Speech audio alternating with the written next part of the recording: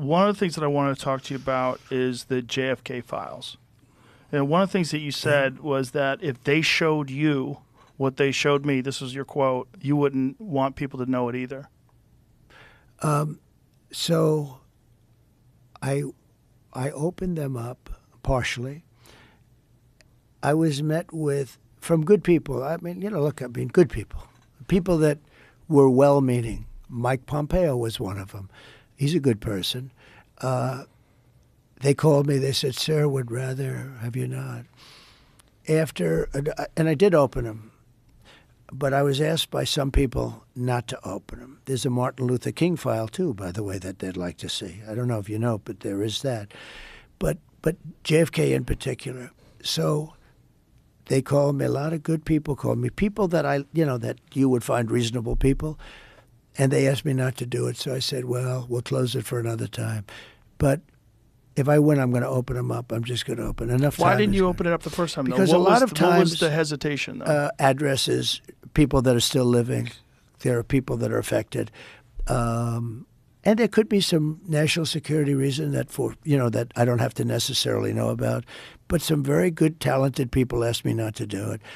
I opened it up, and then they said, would it be possible for us to do that a different day? How much of it did you read into? I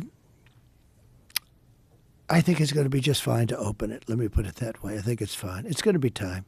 It's a cleansing. It's really a cleansing.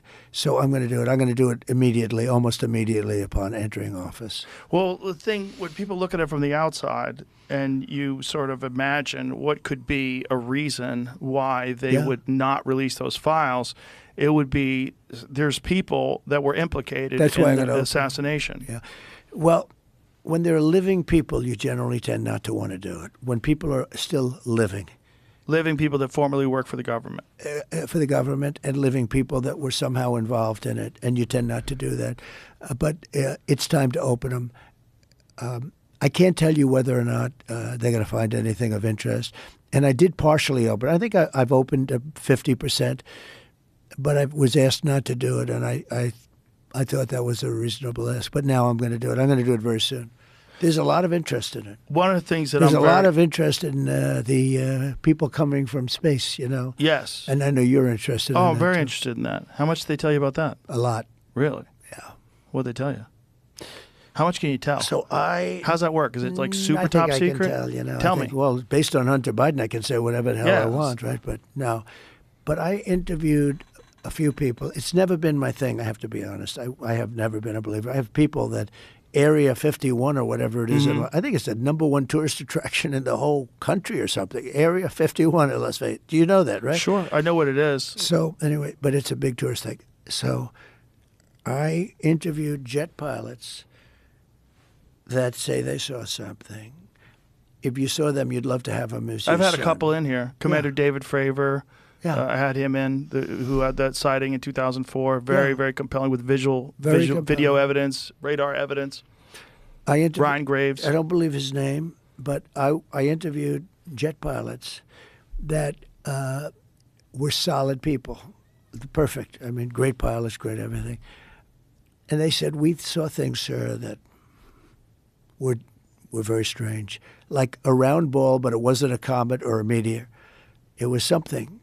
And it was going 4 times faster than an F-22, which is a very fast plane, And it was round, which is, in theory, a great shape. So when you were talking to these people, was this something that you were compelled to have conversations about? Was this your personal interest? No, a little bit. It's not a great interest for me, but it's a little interest.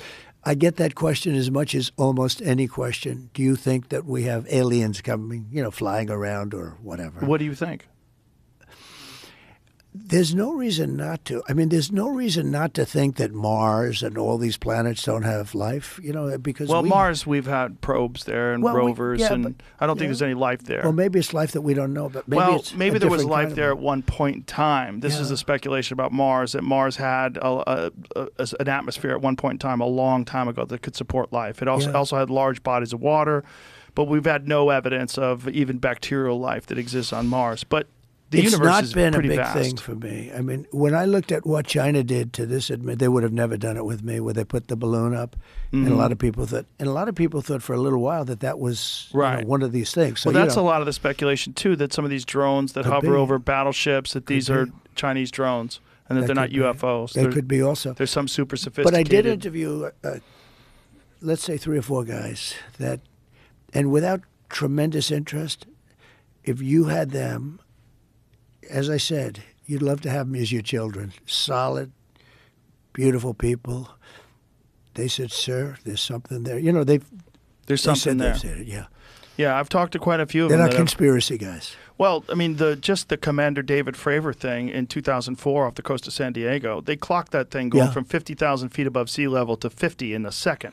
Yeah. They don't know what it is. That's tough to beat. Yeah, they saw something in the water. It was hovering over that something that was making a disturbance in the water. They got video evidence of this thing. 2 different fighter jets with pilots in them saw it. There's, visual evidence, photographic evidence, video evidence, radar evidence. Whatever the hell it is, it moves in a way that would turn a human being into jello if they were inside of it. The G-force, no one would survive. Oh, so like, what is that? And we don't. It doesn't have a heat signature. They don't know what their propulsion system was. But when you fly in some of these jets, these pilots have to be in great shape. Oh yeah, I flew with the Blue Angels once. Yeah, yeah, I got to fly. I guess it's an FA-18, and those are older machines, and they're crazy. When you fly in some of these things, oh my God, amazing. Yeah, but yeah, I can imagine. You got to be special.